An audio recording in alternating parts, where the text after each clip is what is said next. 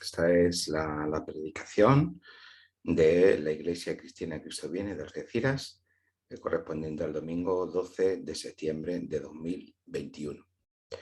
Hoy vamos a hacer la lectura del pasaje del libro de Génesis, capítulo 1, versículo 1, hasta el capítulo 2, versículo 4, que dice así. En el principio creó Dios los cielos y la tierra. La tierra estaba desordenada y vacía. Las tinieblas estaban sobre la faz del abismo y el Espíritu de Dios se movía sobre la faz de las aguas. Dijo Dios, sea la luz, y fue la luz. Vio Dios que la luz era buena y separó la luz de las tinieblas. Llamó a la luz día y a las tinieblas llamó noche. Y fue la tarde y la mañana del primer día. Luego dijo Dios, hay un firmamento en medio de las aguas, para que separe las aguas de las aguas. E hizo Dios un firmamento que separó las aguas que estaban debajo del firmamento de las aguas que estaban sobre el firmamento. Y fue así.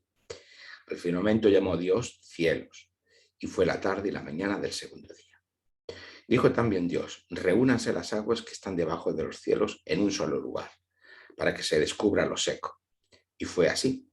A la parte seca llamó Dios tierra, el conjunto de las aguas lo llamó mares, y vio Dios que era bueno. Después dijo Dios, produzca la tierra hierba verde, hierba que dé semilla, árbol que dé fruto según su especie, cuya semilla esté en él, sobre la tierra. Y fue así. Produjo pues la tierra hierba verde, hierba que da semilla según su naturaleza, y árbol que da fruto, cuya semilla está en él, según su especie, y vio Dios que era bueno. Y fue la tarde y la mañana del tercer día. Dijo luego Dios, haya lumbreras en el firmamento de los cielos para separar el día de la noche, que sirvan de señales para las estaciones, los días y los años, y sean por lumbreras en el firmamento celeste para alumbrar sobre la tierra. Y fue así. E hizo Dios las dos grandes lumbreras, la lumbrera mayor para que señoreara en el día y la lumbrera menor para que señoreara en la noche. E hizo también las estrellas. Las puso Dios en el firmamento de los cielos para alumbrar sobre la tierra, señorear en el día y en la noche, y para separar la luz de las tinieblas. Y vio Dios que era bueno. Y fue la tarde y la mañana del cuarto día. Dijo Dios, produzca las aguas seres vivientes y aves que vuelen sobre la tierra en el firmamento de los cielos. Y creó Dios los grandes monstruos marinos y todo ser viviente que se mueve, que las aguas produjeron según su especie, y toda ave alada según su especie. Y vio Dios que era bueno. Y los bendijo Dios, diciendo, fructificad y multiplicaos, llenad las aguas en los mares y multiplíquense las aves en la tierra. Y fue la tarde y la mañana del quinto día. Luego dijo Dios, produzca la tierra seres vivientes según su especie, bestias, serpientes y animales de la tierra según su especie. Y fue así. E hizo Dios los animales de la tierra según su especie, ganado según su especie, y todo animal que se arrastra sobre la tierra según su especie. Y vi Dios que era bueno. Entonces dijo Dios, hagamos al hombre a nuestra imagen, conforme a nuestra semejanza, y tenga potestad sobre los peces del mar, las aves de los cielos y las bestias, sobre toda la tierra y sobre todo animal que se arrastra sobre la tierra. Y creó Dios al hombre a su imagen, a imagen de Dios lo creó, varón y hembra los creó. Los bendijo Dios y les dijo, fructificad y multiplicaos, llenad la tierra y sometedla, ejerced potestad sobre los peces del mar, las aves de los cielos y todas las bestias que se mueven sobre la tierra. Después dijo Dios, mirad, os he dado toda planta que da semilla, que está sobre toda la tierra, así como todo árbol que hay fruto, en que hay fruto y da semilla. De todo esto podréis comer. Pero a toda bestia de la tierra, a todas las aves de los cielos y a todo lo que tiene vida se arrastra sobre la tierra, les doy toda planta verde para comer. Y fue así. Y vio Dios cuanto había hecho. Y era bueno en gran manera. Y fue la tarde y la mañana del día del sexto día.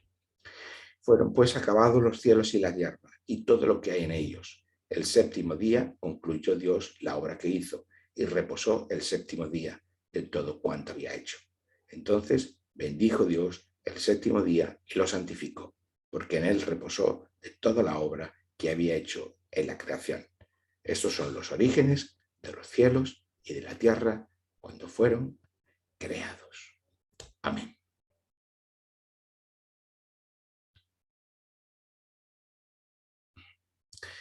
Comenzamos en esta mañana de nuevo por el principio.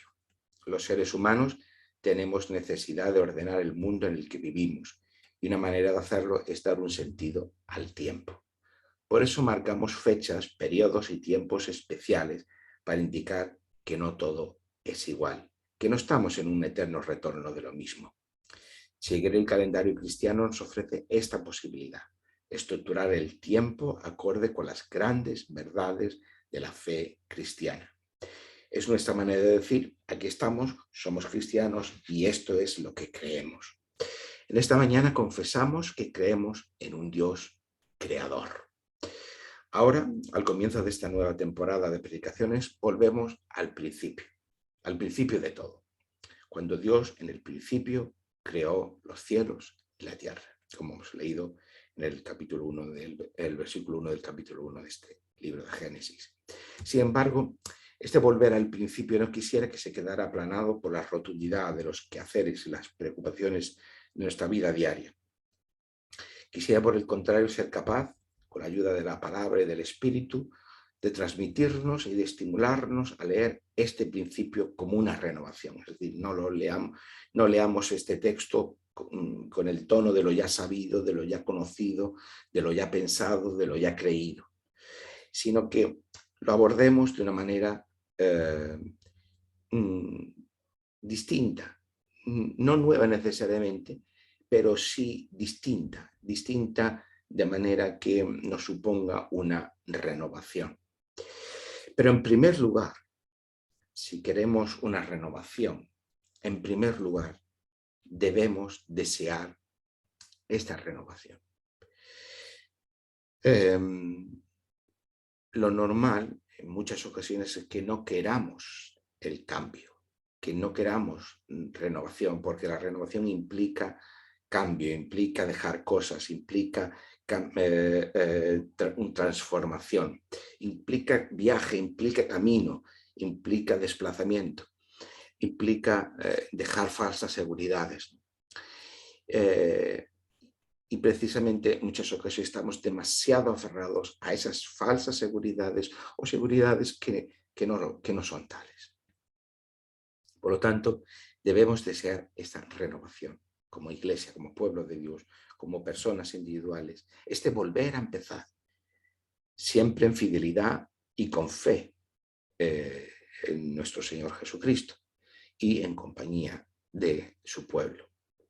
Quisiera para esta temporada que nos sirviera como motivación y como guía los versículos del texto de Hebreos 12, capítulo 12, versículos 1 al 3, que dice: por tanto, nosotros también, teniendo en derredor nuestro tan grande nube de testigos, no yendo solos, no yendo por libre, no siendo llaneros solitarios, sino teniendo en derredor nuestro tan grande nube de testigos que nos han precedido, que nos han transmitido y nos han enseñado la fe, despojemos de todo peso y del pecado que nos asedia, de todo aquello que nos impide avanzar, de todo aquello que nos impide avanzar, y corramos con paciencia, no queriendo llegar muy a prisa, no queriendo ser el primero en nada, con paciencia, la carrera que tenemos por delante. Puesto los ojos no en ti, no en mí, no en el predicador de moda, no en la corriente de moda en la iglesia, sino puesto los ojos en Jesús, el autor y consumador de la fe. Esa fe que está fundamentada en Él y no en nosotros, ni en falsas seguridades, ni en sistemas ideológicos de ningún tipo, el cual, por el gozo puesto delante de Él, sufrió la cruz y con eso nos dejó ejemplo. Sufrió menospreciando el oprobio y se sentó a la diestra del trono de Dios. Considerad a aquel que sufrió tal contradicción de pecadores contra sí mismo, es decir, que no tuvo una vida fácil, ni que todo fue apacible y todo fue y lo aceptaron y lo recibieron siempre bien. Todo lo contrario, dejándonos Jesús ese ejemplo para que nuestro ánimo no se canse ni desmaye. que este sea el marco en el que como iglesia en esta temporada nos movamos, ¿no? Y que esto os estimulo y os invito para poder recorrer el camino que tendremos por delante, que no sabemos hoy por hoy cuál será, bajo la perspectiva de estos versículos. Al comienzo, el principio. El principio que lo cambia todo es este. En el principio creó Dios los cielos y la tierra. Y quizás pues esto nos puede parecer a cuento chino, perdón por los chinos, pero es la expresión en español, nos puede parecer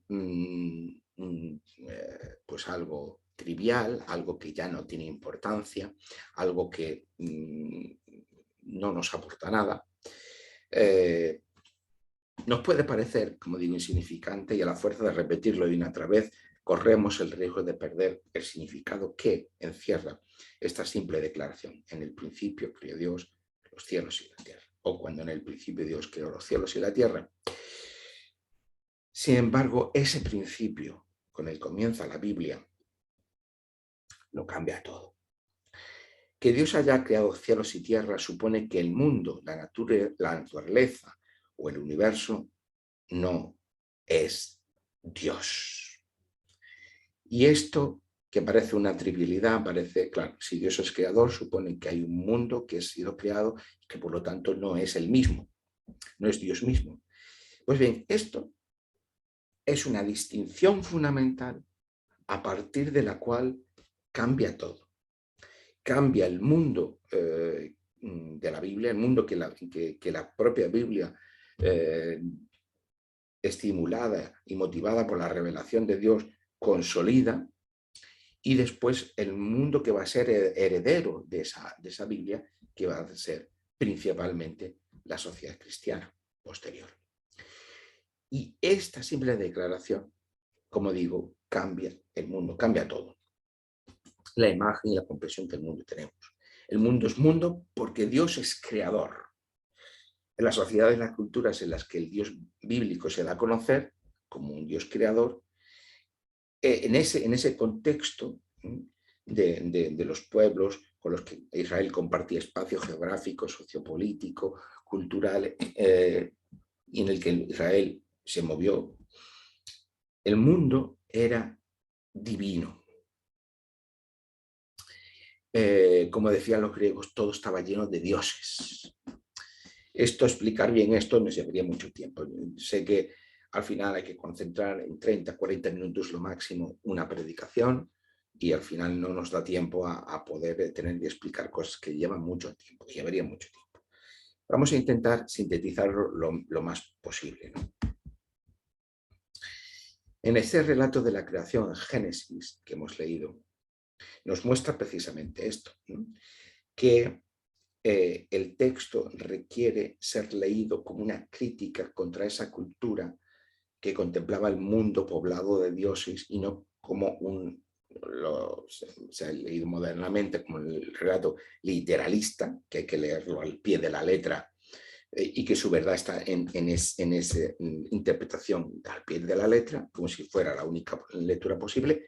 No es esto que nosotros defendemos aquí, ni tampoco como un relato concordista con la ciencia, es decir, que hay que ver qué nos dice la ciencia y hay que hacerle encajar una cosa con la otra.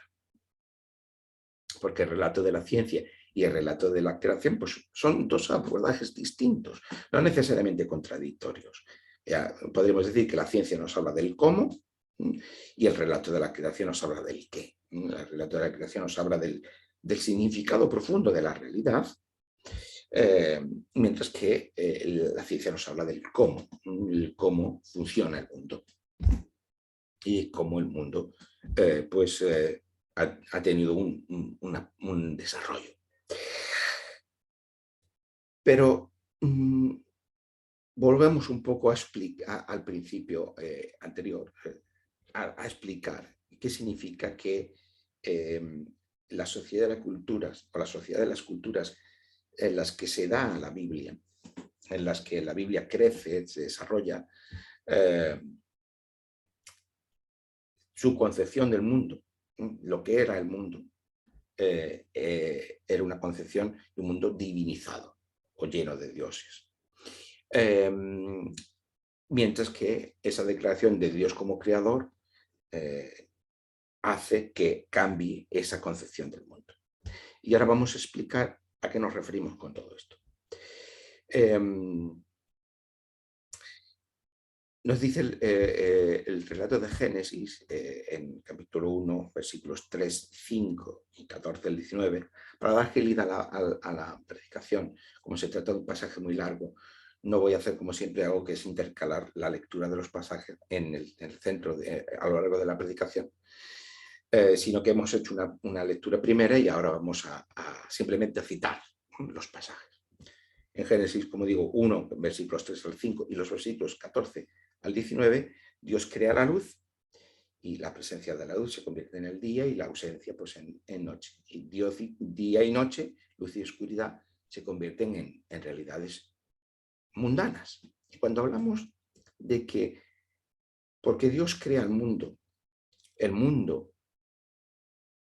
pasa de ser divino a ser mundano, aquí lo vamos a utilizar contraposición con mundo divinizado. De un mundo divinizado, que es el mundo, la concepción de las sociedades arcaicas y de aún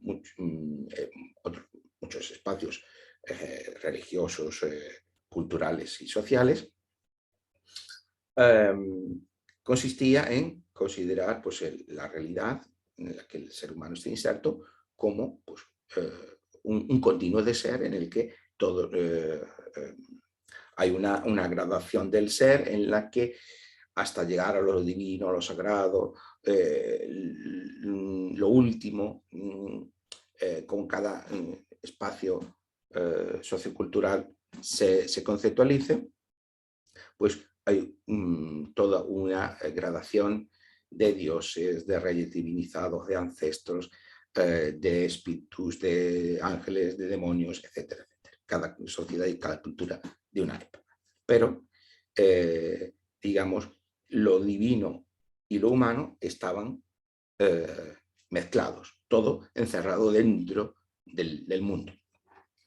Pero cuando Dios crea, cuando la Biblia nos dice que Dios crea el mundo, entonces se cambia esa concepción porque Dios, lo divino, ya no es el mundo, está fuera del mundo, entre comillas, lo de fuera.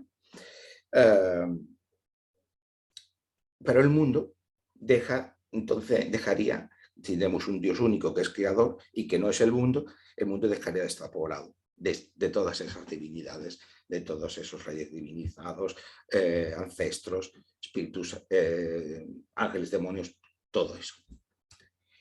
Y eso es lo que hace, lo que está haciendo, lo que está postulando y lo que está defendiendo este relato de Génesis, capítulo 1. Como hemos leído en estos versículos que he citado ahora, del 3 al 5 al 14 al 19, el sol y la luna, que en ese mundo divinizado eran pues, divinidades, pues ya no lo son. Ahora se convierten en ser mera creación de Dios. Incluso las temidas aguas de los océanos y los mares, pues no son esas realidades primordiales como existían estas culturas y en estas religiones, donde residían los poderes malignos, donde existía el mal como una realidad cuasi física, los seres monstruosos que amenazaban a los seres humanos que podían atreverse a cruzar esos mares, sino que todo ello es creación de Dios, incluso donde está el soplo de Dios presente, ¿no? Como hemos leído en Génesis, en el versículo 2, está siempre en el capítulo 1, por lo tanto solamente voy a citar los versículos, versículo 2, versículos 6 al 8, o versículos 20 al 23.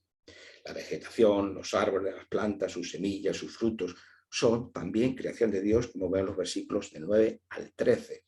De modo que el mundo natural no es la repetición de ciclos de las acciones de los dioses, de dioses que mueren y que nacen, que copulan y que matan, que bendicen o maldicen a los seres humanos con la fecundidad o la esterilidad de la tierra, como era, por ejemplo, propio de la sociedad cananea, la cultura cananea, en la que el culto al dios Baal, al dios Mot, representaba precisamente esta constancia de ciclos de vida y muerte, de fecundidad e infecundidad, de esterilidad de la tierra y de abundancia, a los que se prestaba pues, culto en Canaán.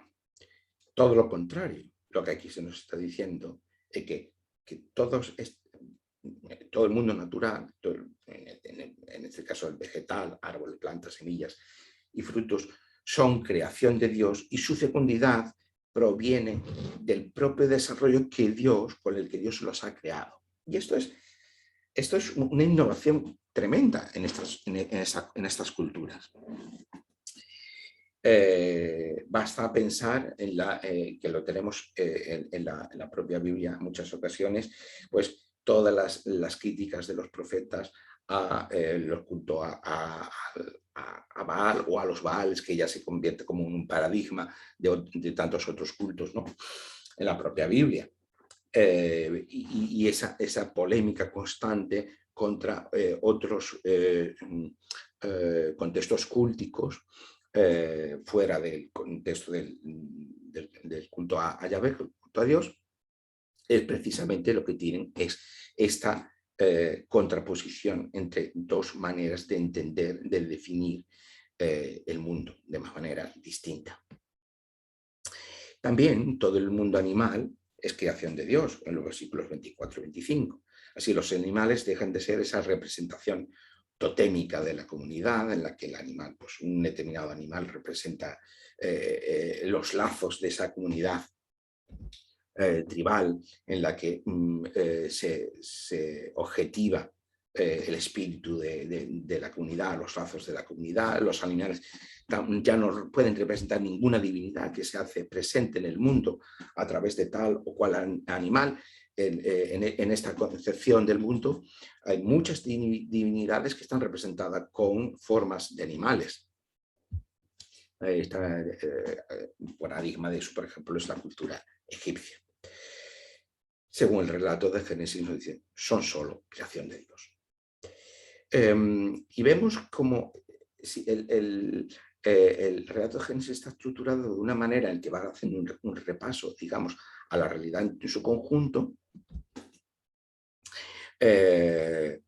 No es una explicación científica de cómo Dios ha creado el mundo, ni cómo el mundo ha llegado a ser lo que es. Pero incluso el relato bíblico no se queda ahí, sino que también nos transmite que incluso el ser humano es creado por Dios. Y eso supone, si hemos dicho antes que el mundo no es divino, supone ahora que el ser humano haya sido creado por Dios, supone que el ser humano tampoco es divino. Como leemos en el versículo 26, la primera parte de ese versículo, entonces dijo Dios, hagamos al hombre nuestra imagen, conforme a nuestra semejanza. Y en el versículo 27, y creó Dios al hombre a su imagen, a imagen de Dios lo creó, varón y hembra los creó. En las culturas donde el mundo era divino, la gran tentación del ser humano era su divinización, convertir al ser humano en divino. Y de hecho era lo que ocurría con los reyes y grandes personajes. Muchas de estas culturas, los reyes forman parte de ese continuo de ser. Los reyes divinizados a su muerte forman parte de esa estructura de ser en la que digamos que hay que imaginar, por imaginarlo de alguna manera, por representar de alguna manera como una serie de escalones, y los reyes divinizados pues, representaban un escalafón dentro de esa cadena de ser. No es baladí que la tentación primordial que refleja el relato de Génesis 3 En el versículo 5, la primera parte, en las palabras de la serpiente a Eva, dice, pero Dios sabe que el día que comáis de él serán abiertos vuestros ojos y seréis como Dios. La gran tentación de Génesis 3 es precisamente ese impulso, ese no aceptación del ser humano de sus propios límites y de ese afán de divinización, de autodivinización. Pues eso estaba presente, era algo proclive en las culturas que podríamos llamar arcaicas o de matriz holística o de matriz mítica. Hay muchas formas, se han calificado de muchas maneras por los especialistas.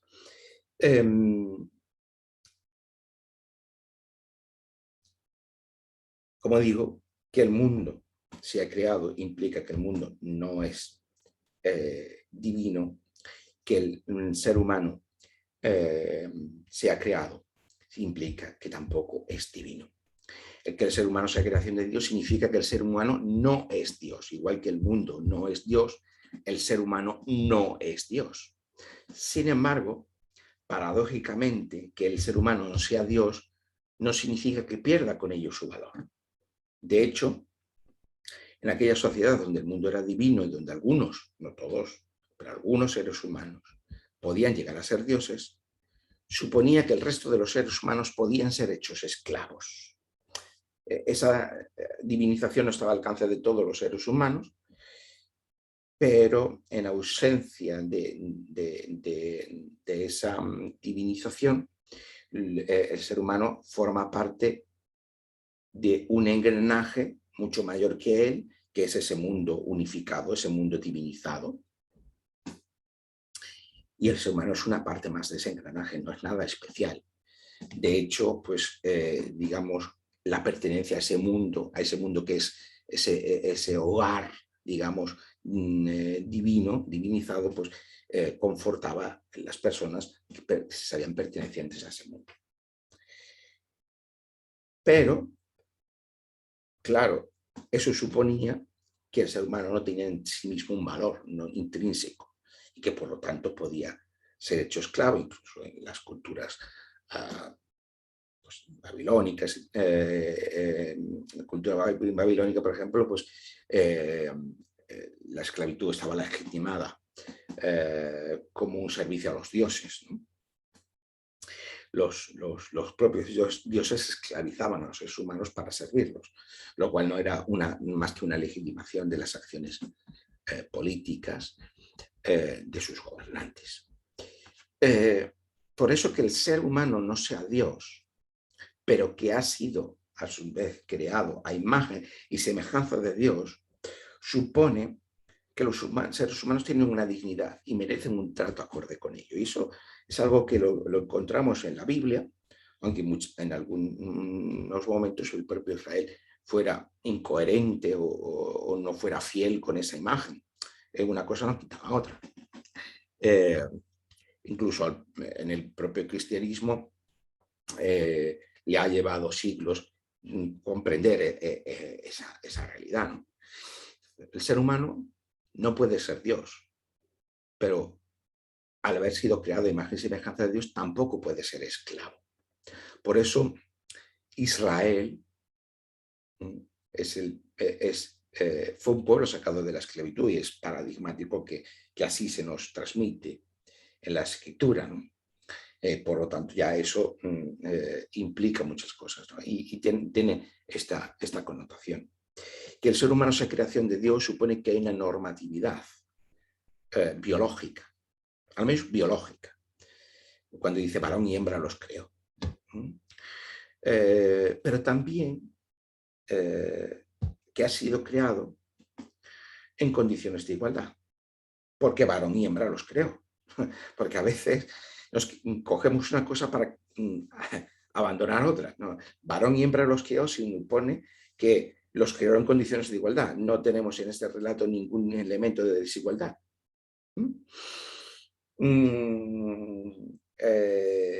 que varón y hembra los creó implica que, al menos desde el ámbito biológico,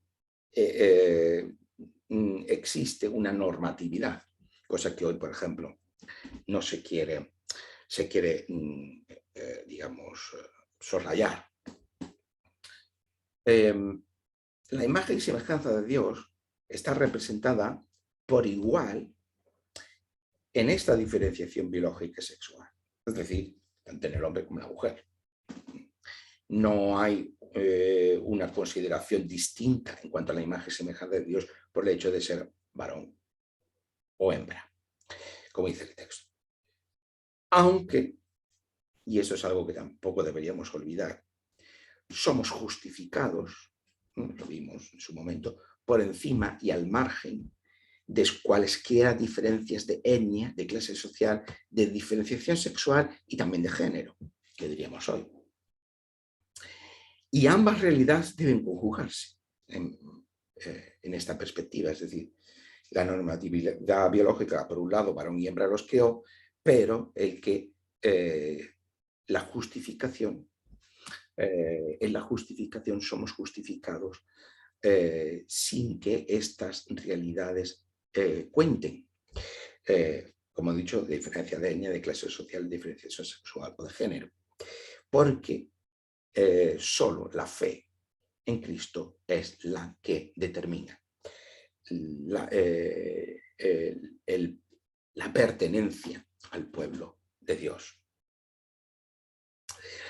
Que el Dios creador haya creado a un ser humano en condiciones de igualdad y de semejanza con Dios, con él mismo, supone que el ser humano ha sido llamado a reflejar su condición creativa y a participar con ella en el mundo creado por Dios. A lo largo de la historia del pensamiento cristiano, de la teología cristiana, pues esta categoría de ser creado a imagen y semejanza de Dios se ha interpretado de diferentes formas. En la Iglesia antigua, pues, era la capacidad de su razón, de la racionalidad de los seres humanos, por ejemplo, cosa que estaba muy influida por la filosofía griega del mundo griego. En otros momentos se ha identificado con otras características. Pero si algo está caracterizando todo este pasaje a Dios, es que es un Dios creador. Esa es la característica principal que el texto nos está atribuyendo, nos está transmitiendo acerca de Dios. Por lo tanto, en primer lugar, y sin menoscabo de otras realidades, que seamos creados a la imagen y semejanza de Dios implica que hemos sido creados para poder reflejar esa condición creativa y a poder participar creativamente en ese mundo que Dios ha creado. Precisamente porque el mundo es mundano, es decir, se ha convertido en una realidad no divinizada, el ser humano, en esta concepción de la Biblia, puede participar de ese mundo y puede reflejar su condición creativa que ha recibido de Dios precisamente en la participación de ese mundo.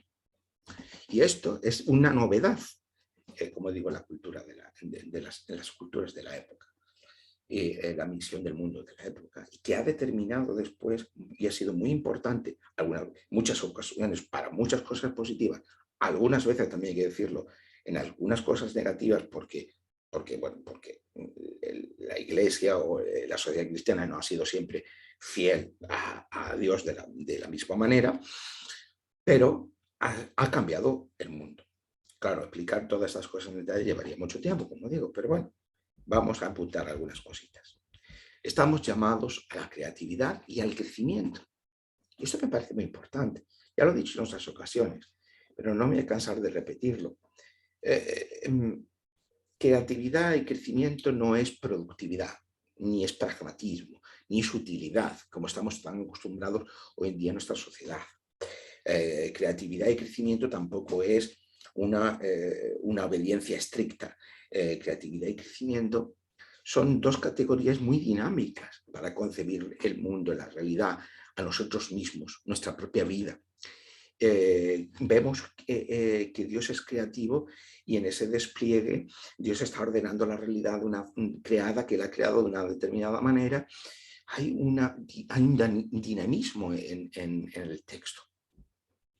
Y yo creo, como le hemos leído en el versículo 26, o los versículos 28 y 31, en todo el texto, ¿no? Y me gustaría que nos viéramos nuestra propia vida, pero la vida de la Iglesia también en estos términos de creatividad y crecimiento. Crecimiento en distintas facetas, ¿no? Numérico, pero no solamente numérico, de conocimiento, de madurez, de capacidad de comunión, de relación entre nosotros, etc. Esto supone, si hemos sido llamados a la creatividad y el crecimiento, supone que el mundo, que ya no es divino, sino mundano, creado por Dios, ahora puede ser modificado y controlado, como decíamos antes. Ya el ser humano se convierte en participante de ese mundo, no en un mundo como en un mundo arcaico, que es un mundo divinizado y por lo tanto está lleno de tabúes, de cosas que no se pueden hacer, de cosas que no se pueden tocar, de lugares que no se pueden visitar, de líneas que no se pueden traspasar a todos los niveles, sino que el mundo es algo en el que el ser humano puede participar, puede cuidar, puede proteger. En este texto también tradicional de Génesis se ha interpretado de una forma un poco ambigua a veces o desequilibrado, porque ese sojuzgar la tierra en realidad tiene que ver con esta participación del ser humano en el mundo, no una posición de dominio, porque en este texto, por ejemplo, que hemos leído versículos 28 al 31, vemos que todo el mundo es vegetariano, los animales y el propio ser humano son vegetarianos. No sería una cuestión de interpretar, que algunos hoy podrían interpretarlo como una legitimación para ser vegetariano, ahora que cada día estará más de moda esto, ¿no? Pero no creo que es esto, es la limitación, hay una limitación de ese dominio sobre el mundo por parte del ser humano. Y por lo tanto, lo que nos está diciendo, y después será enfatizado por la otra parte o el otro relato de la creación, en la que el ser humano está cuidando ese jardín del Edén, ¿no? Está participando en ese nombrar los animales, etcétera, etcétera. Hay una actividad propia del ser humano participando de ese mundo que se ha vuelto mundano y que puede ser, que debe ser cuidado por el ser humano, que Dios le dota de esa responsabilidad de cuidado y de protección del ser humano, pero al mismo tiempo puede ser modificado, participado con la actividad propia del ser humano. Entonces existe esa doble responsabilidad que en muchas partes de la historia se ha desequilibrado, que hoy vamos aprendiendo a la necesidad de equilibrarlo, pero que estamos lejos de que sea así. Pero está en el texto, y eso solamente es posible porque el mundo se ha vuelto mundano. Las implicaciones de estas innovaciones del Dios revelado en Israel y en la Iglesia son grandísimas para el mundo de la Biblia y para la cultura y la sociedad cristiana que les ha encarnado. Yo solo voy a enumerar algunas cosas que evidentemente requerirían de muchísimas matizaciones y que requieren procesos culturales, históricos y sociales complejos y que no son tan monolíticos como lo puedo citar aquí en un minuto, pero que sí tienen esta matriz bíblica que es fundamental y que a veces, pues, por la propia dinámica de los seres humanos, también tiene se ha pervertido en determinados aspectos, ¿no?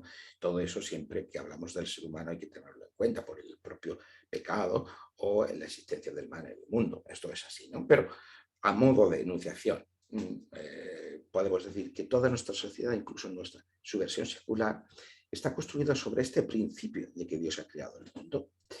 Y los mejores logros de nuestra propia sociedad, incluso, como digo, en su versión más secular, como son la ciencia, la tecnología, la distinción de los poderes políticos, la administración de la justicia, el ordenamiento jurídico, los derechos individuales y sociales, muchas de estas conquistas, de estos desarrollos, son fruto de esta concepción del mundo que nos transmite la Biblia, de que Dios es creador y que el mundo es mundo y que el ser humano es creado a imagen y semejanza de Dios. Eso cambia completamente el mundo. Y de ahí de esa concepción del mundo se ha desarrollado todas estas cuestiones. Y eso es algo que no debemos olvidar. Es cierto que la cultura, como dije antes, es ambigua y porosa, y tanto como Israel como la Iglesia no siempre entendieron o no siempre fueron a la realidad de ese Dios trascendente que nos transmite la Biblia y a esa cultura de la Biblia. Y muchas de las consecuencias, incluso dentro de la propia Biblia, vemos esta realidad. Muchas de sus consecuencias no han sido percibidas hasta muchos siglos después, y algunas, por el propio desarrollo de la sociedad actualmente, están lejos de perderse algunas de estas cuestiones. Eso también llevaría mucho que decir, que explicar, pero bueno, iremos haciéndolo poco a poco. Que Dios sea creador supone que la creación importa, pero por eso mismo la cultura y la sociedad también son ámbitos donde se refleja la fidelidad o infidelidad del pueblo de Dios. Estamos muy acostumbrados a reducir la fe al ámbito privado y por lo tanto pues, todo cuenta con una relación personal con Dios y por lo tanto, bueno, pues ahí se cifra todo, ¿no? El camino de la fe. Y esto, paradójicamente, no es de la Biblia, sino que viene precisamente de los desarrollos del mundo moderno, que muchas veces lo que hace es cortar la vinculación, el cordón umbilical de esa matriz bíblica. Pero eso llevaría también otras reflexiones más profundas. Pero debemos por eso entender que si Dios ha creado el mundo y que el mundo creado por Dios, como se nos repite en el Génesis, era bueno, el ser humano puede participar de ese mundo. La participación en ese mundo, y lo conforma la cultura y la sociedad, es parte esencial de la vocación que Dios ha dado al ser humano en ese reflejo, esa imagen y semejanza de Dios, en ese reflejo de creatividad del propio Dios por parte del ser humano. Aunque, como podemos ver por el propio relato de Génesis, por ejemplo, ese impulso creativo puede pervertirse, por ejemplo, en la construcción de la Torre de Babel. ¿Para qué? Para llegar a Dios. Ese impulso de autodivinización que tenemos en Génesis 3 se nos va a repetir en Génesis 11, en el relato de Babel, y en el cómo incluso la creación de la cultura y la sociedad puede pervertirse, infiel a Dios, o como queramos expresarlo, o desviarse y buscar esa autodivinización.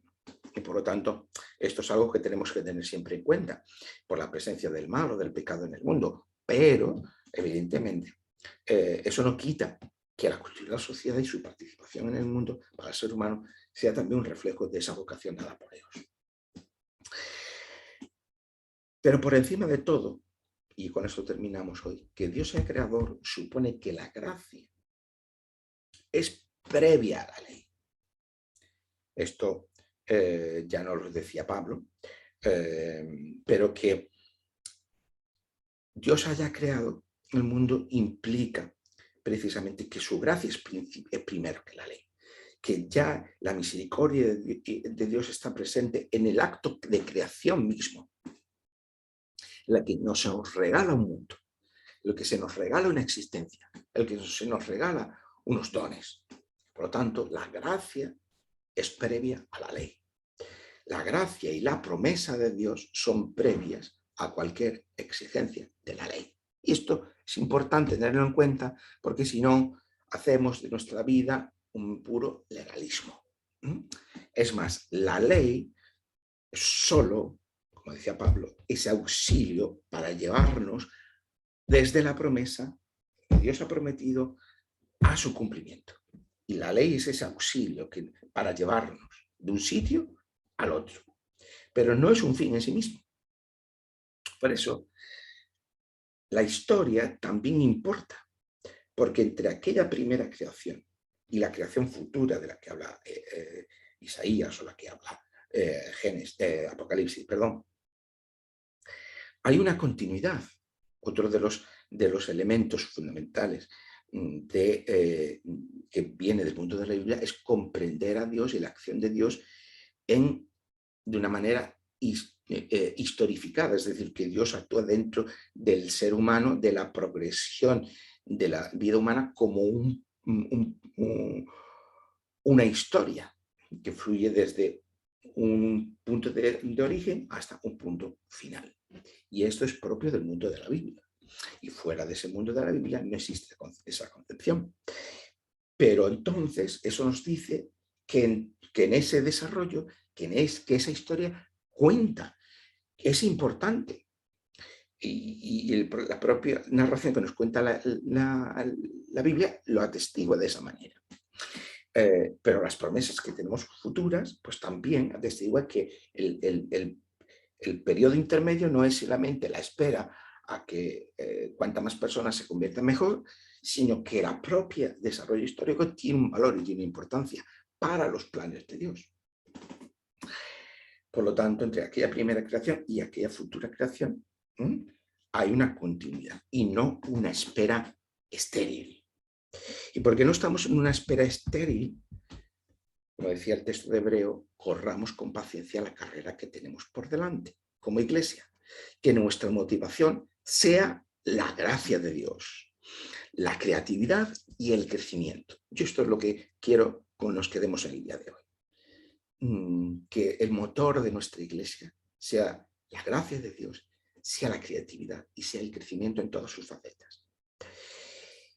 Y eso supone, entre muchas cosas, no encerrarnos en formas de pensamiento, de creencia, de comportamiento rígidas o estereotipadas, sino reflexivas y ponderadas, tanto a la luz de la palabra como del conocimiento de la cultura y de la sociedad en la que vivimos, a veces para criticarlos, a veces para asumir ciertos aspectos. Esto es inevitable, siempre ha sido así. Habrá quien desee la seguridad de lo siempre igual o de lo siempre así. Siempre se hizo así, siempre se pensó así, siempre nos comportamos de esta manera, siempre hicimos aquello, siempre hicimos lo otro. Y es legítimo.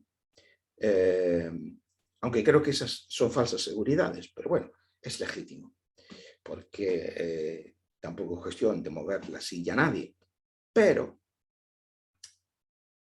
esas personas deberán entender que los retos y las dificultades para la fe hoy no son los que fueron ayer. Pero ayer no es ayer hace 50 años, que también, sino ayer hace un año, 2, 5. Y que por tanto,